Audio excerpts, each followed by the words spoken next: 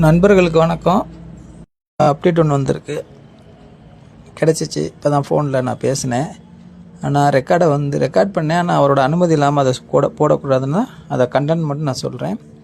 சாரை நேற்று போய் அங்கே ஜெயிலில் போய் பார்த்து பேசியிருக்காங்க. பேசுகிறப்ப சார் சொன்னாராம், யாரையும் கவலைப்பட வேண்டாம், கண்டிப்பாக நான் வெளியில் வந்ததுக்கப்புறம் கண்டிப்பாக நல்லா கம்பெனியை ரன் பண்ணுவோம்.